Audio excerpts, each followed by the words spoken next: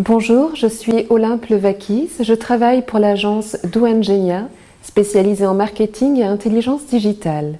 Aujourd'hui, je vais vous parler de Scoopit afin de devenir leader d'opinion sur votre marché. Alors, Scoopit est un outil web d'accès gratuit en ligne dédié à la veille et à la curation. Alors, qu'entend-on par curation dans le web? La curation est une pratique qui permet d'effectuer une veille sur un domaine d'activité donné, de sélectionner l'information considérée comme pertinente avant de la transmettre de façon claire et organisée à l'audience que vous ciblez. Alors, à qui s'adresse Scoopit?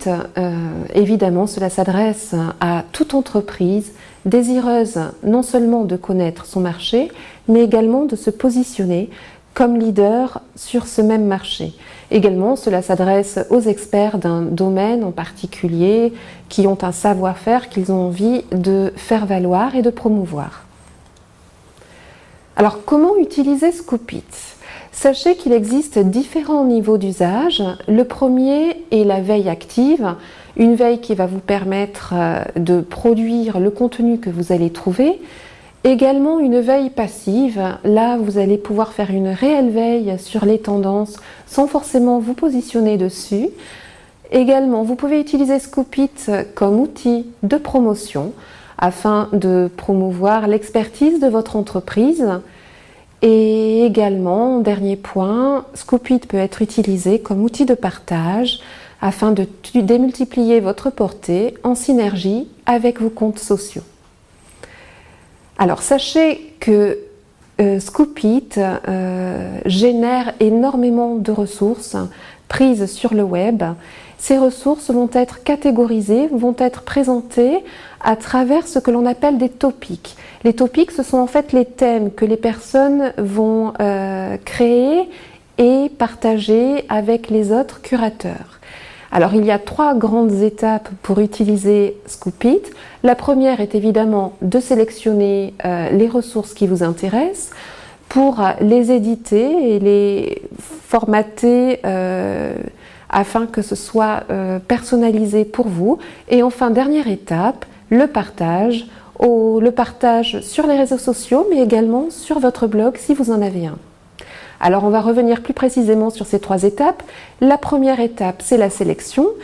Vous pouvez réaliser une recherche relative à un thème en particulier, donc topic, c'est le terme dédié sur cet outil Scoopit. Vous allez pouvoir faire cette recherche à travers des mots-clés. Les mots-clés, ça peut être par exemple e-commerce, web to store, tous les mots-clés qui gravitent autour du thème, de votre thème de prédilection.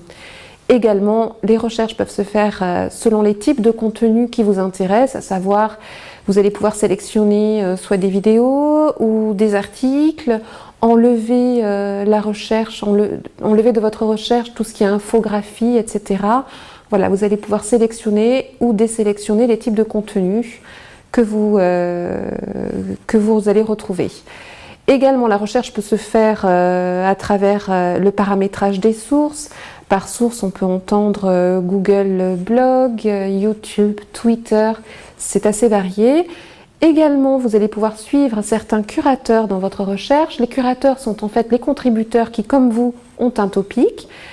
Et votre recherche peut également se faire par abonnement à des flux RSS. Deuxième étape, l'édition. Alors, cette édition est relative à toutes les pages que vous avez découvertes et que vous avez scoopées. Ces pages-là automatiquement vont être intégrées sur votre Scoopit. Et pour pouvoir faire une réelle curation, c'est-à-dire rendre propre ce contenu, vous allez pouvoir le modifier. Vous allez par exemple pouvoir modifier le titre, l'image, voir la citation de l'article que vous avez sélectionné. Et il y a quelque chose de très intéressant pour vous qui est l'insight, ou comment commenter, exprimer votre expertise, vous positionner en lien avec l'article que vous allez partager. Ce qui vous permettra, dans cette édition, de faire de votre topic une véritable revue de web personnalisée et à l'image de votre entreprise. Troisième étape, le partage. Là, il s'agit tout simplement de pouvoir diffuser au mieux, démultiplier votre audience. Le partage de votre curation peut être fait évidemment dans votre topic, qui est consultable à tout moment sur cette URL dédiée. Sous forme de newsletter, sachez que vous allez pouvoir intégrer les bases de contact que vous avez, des bases de contact Excel que vous avez, ou même des types de logiciels de mailing comme Mailchimp. Vous pouvez les faire correspondre à Scoopit afin d'envoyer régulièrement des newsletters sur votre propre production et sélection de contenu. Et enfin, évidemment, le partage sur les réseaux sociaux plus traditionnels, à savoir LinkedIn, Twitter, etc. Ce qui vous permettra non seulement d'alimenter régulièrement ces pages-là et de vous positionner en véritable leader d'opinion sur votre marché. Dernier point, et non pas des moindres, c'est le Bookmarklet. Alors le Bookmarklet, c'est un bouton que vous allez pouvoir installer sur la barre de navigation de votre page web. Ce bouton va vous permettre de pouvoir scooper directement tout type de contenu sans même avoir accès à la plateforme Scoopit. Ce bouton est très intéressant parce qu'il vous permet quelque part de faire d'un clic 3 effets. Grâce à lui, vous allez pouvoir non seulement récupérer les articles pertinents trouvés sur le web hors Scoopit, les publier directement dans Scoopit et les diffuser sur les réseaux sociaux. Voilà, sans jamais passer par la plateforme.